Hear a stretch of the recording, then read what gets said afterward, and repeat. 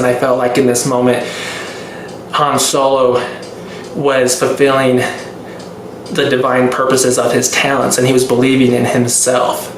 And when we watched that again tonight, I felt really inspired again. I got teary-eyed again. I felt the Holy Ghost. I really did. And I feel like in anything we do in life, if we have the attitude of Han Solo, we believe in ourselves and we're against all odds, that miracles, if we believe in ourselves, we exercise faith in God, miracles will happen. We will be a champion.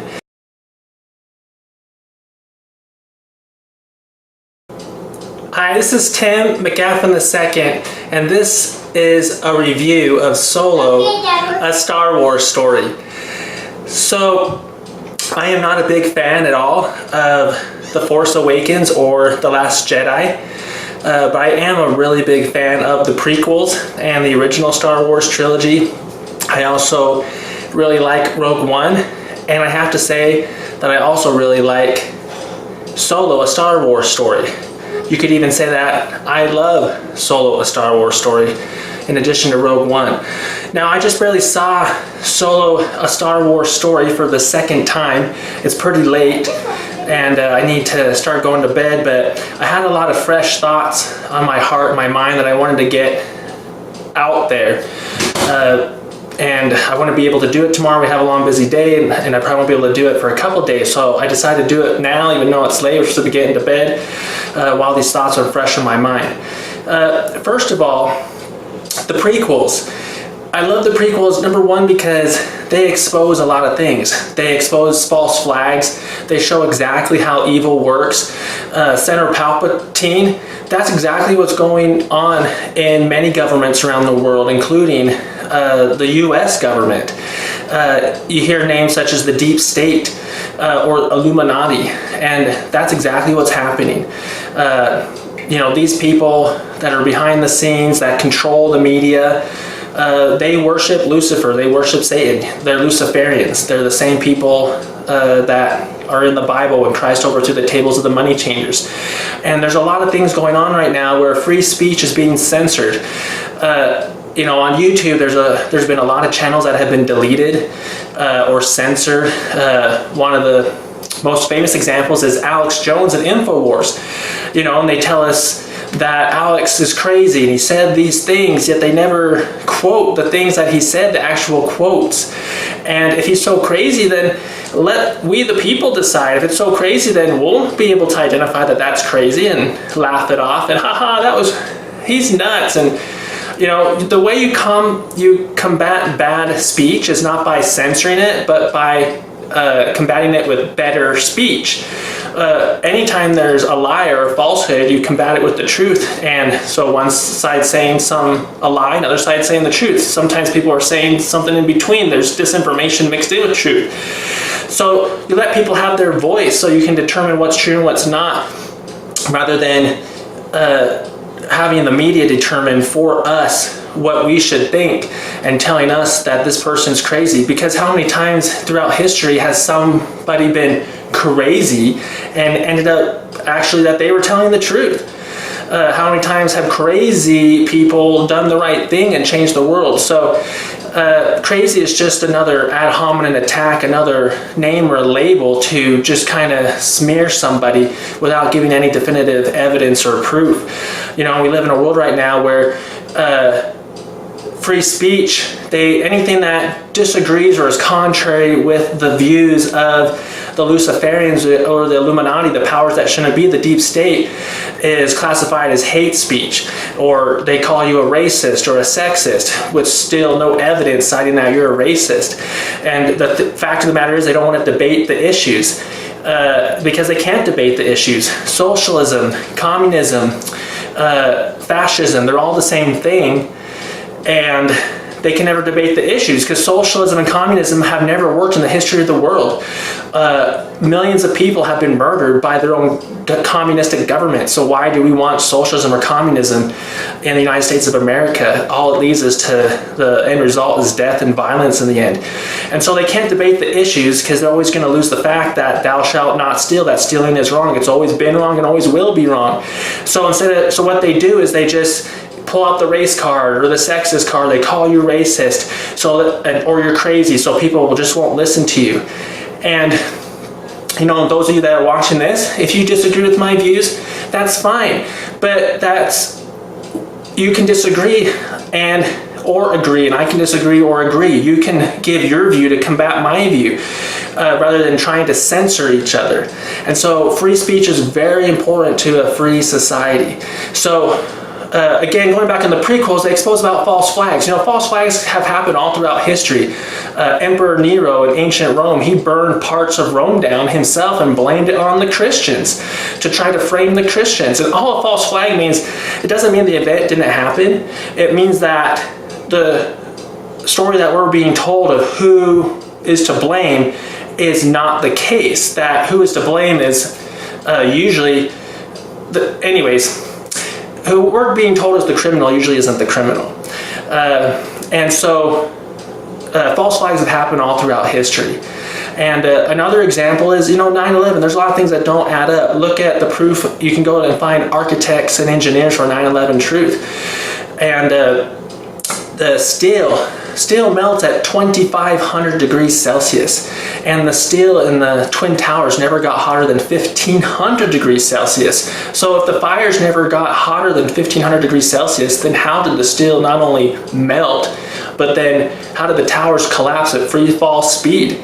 Like a controlled demolition.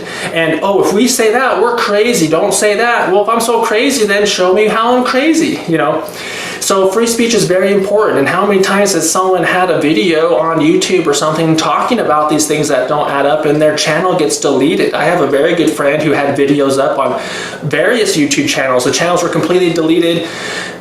There's no recourse. There's no one to contact. They're just gone. The videos disappear. So what does that tell you? Is it really crazy?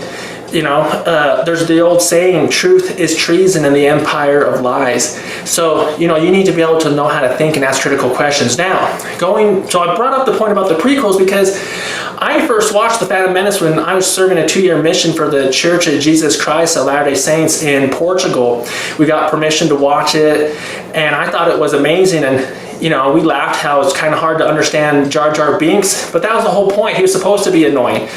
And, as you can see, he's the useful idiot in the next film of Attack of the Clones. You can see how useful idiots are a lot of the politicians today, how they're puppets of these Luciferians and the powers that shouldn't be to push this satanic New World Order agenda. And again, you can disagree with me, but just put out your view of how you disagree with me. That's the beauty of free speech.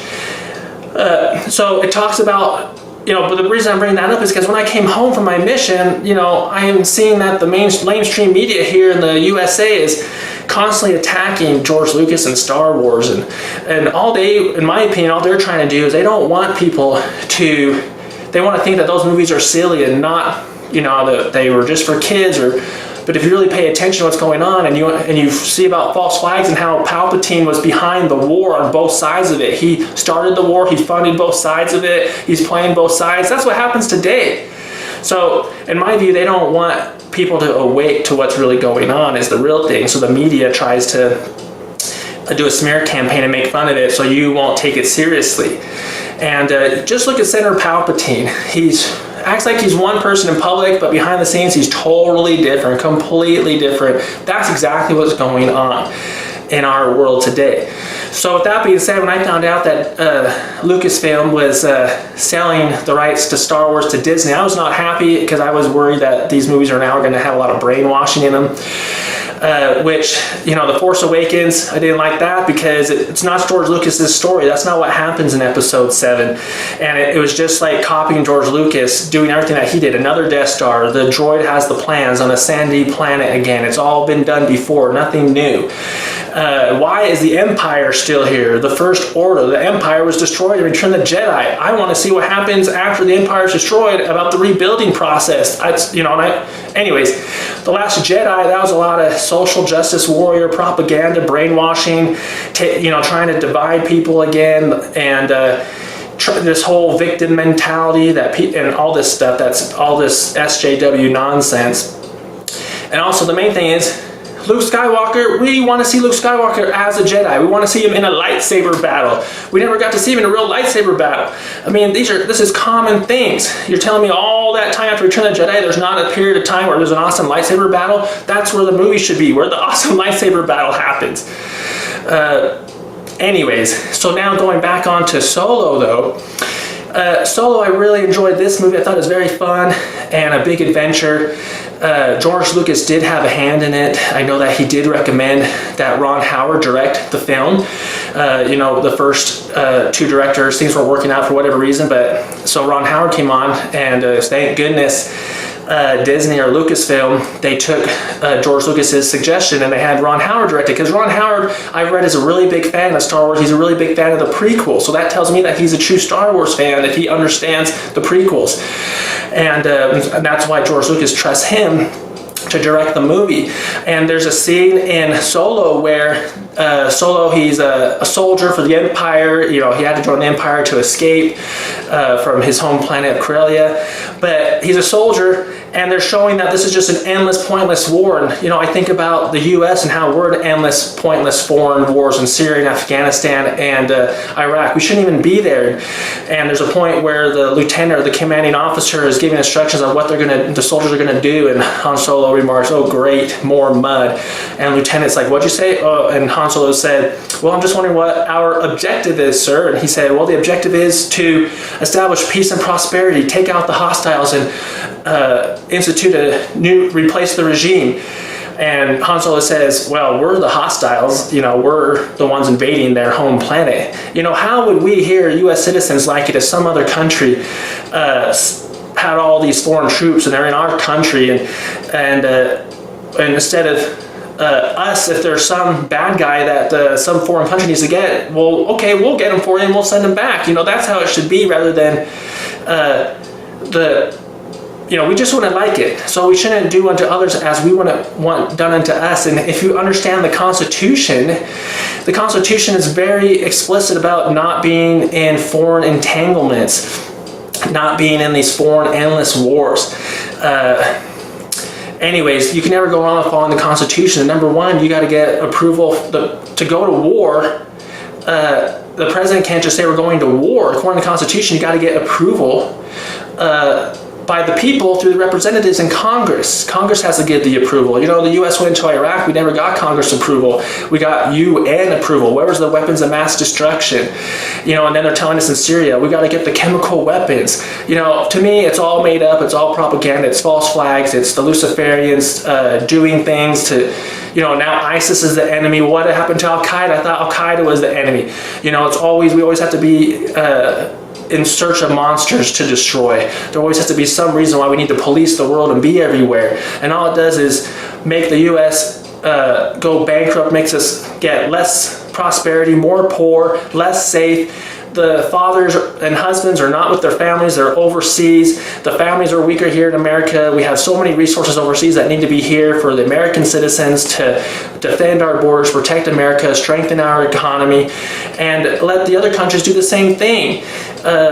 Anyways, so that was a really good point in that movie, I felt, by Han Solo.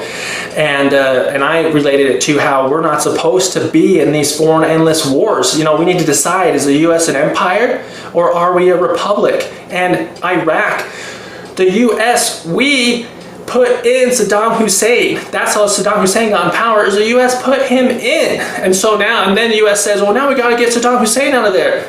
Well, no one word is ever mentioned that the U.S. put Saddam Hussein in to begin with. And then most of the hijackers of 9/11, they weren't from Afghanistan or Iraq. Most of them were from Saudi Arabia. So why are, you can figure it out. So, and then there's another part in Solo. There's that robot. I heard before the movie that there's this robot that's a social justice warrior, that wants equal rights for robots and all this stuff. But to be honest, I didn't really notice it that much. And to me, the robot was like Jar Jar Binks in The Phantom Menace. It was annoying on purpose, because then when the robot gets killed, spoiler alert, we're cheering like, yes! And also there's a point where Lando Calrissian asks the robot L3, do you need anything else? And L3 says, yeah, equal rights. And Lando kind of makes this expression on his face like, give me a break. So I think it's pretty much dispelling the social justice, the SJW nonsense, where you take this attitude of you're a victim, you're oppressed, you've been dealt a bad hand, everything's unequal, rather than taking an attitude of empowerment. You're always trying to play the blame game and you're a victim.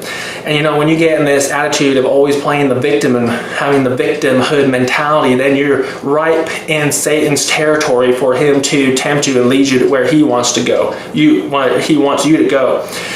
And so I like that part too. And then there's another part. When I first watched Solo, a Star Wars Story in the movie theaters in June of 2018, when about a month after it came out, during the Kessel run, there's a really inspiring part.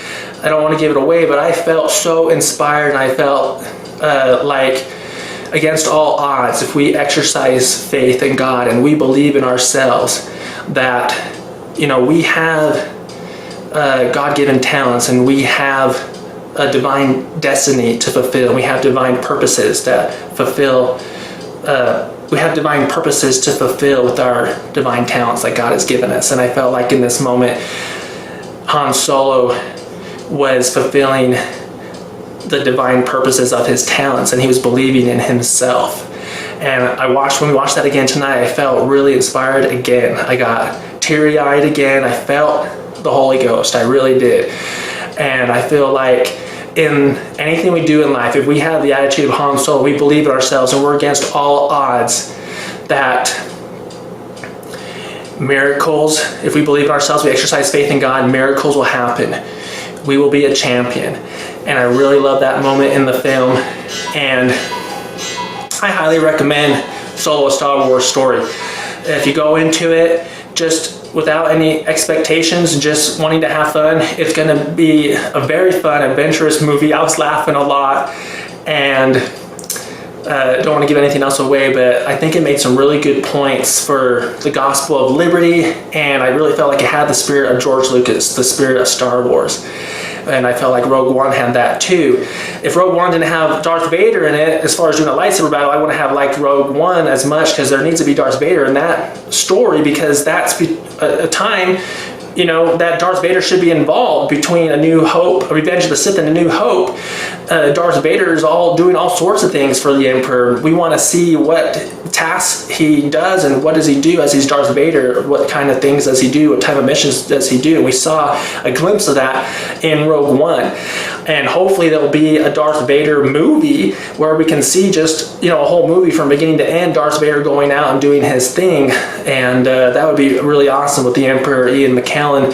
And, that's what we want, the fans. But anyways, I wrote this book called Champions Never Quit. God is close by your side. And I wrote about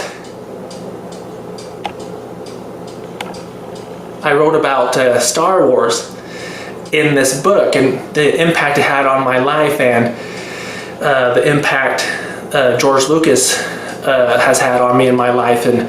And so I'm the biggest Star Wars fan you'll ever see. You don't see me here with a lot of Star Wars memorabilia. I'm just in my kitchen shooting this right before I go to bed. But, I write about it here in my book, Champions Never Quit, God is Close by Your Side. And I really feel like George Lucas was inspired when he made Star Wars. And I think every single one of us has divine talents and from God. And if we exercise faith, we believe in God, miracles will happen, just like Han Solo showed in this movie. And so it has a really good positive spirit, I believe. And so I feel like those are most of the things I wanted to get off on my chest here. Support free speech, support the gospel of liberty, and remember, the greatest thing you can do in your life is to get back up when you get knocked down. The most difficult thing that happens to you in your life is when you give your maximum effort for something and you fail. But in that situation, when you fail or you've been knocked down, if you get the courage to get back up, that is the most difficult thing you can do in your life. Like Vince Lombardi says, the greatest accomplishment is not in never falling, but in getting back up after the fall. So when you get back up, you have performed the greatest accomplishment that you can possibly do in your life, and you are a champion in that moment. As long as you continue to get back up, you'll always be a champion. Champions never quit. Never, never, never, never give up. Thanks for watching, and no matter how hard things seem in life, never give up. In the end, things will make sense. All prayers are answered in God's own due time and in His own way. And this life is a part. There's more after this life, and so never give up. Miracles are happening behind the scenes, and if we continue to say our prayers, they will be answered in a miraculous, victorious way.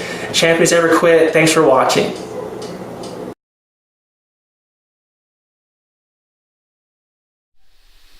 The greatest thing you can do in your life is to get back up when you get knocked down.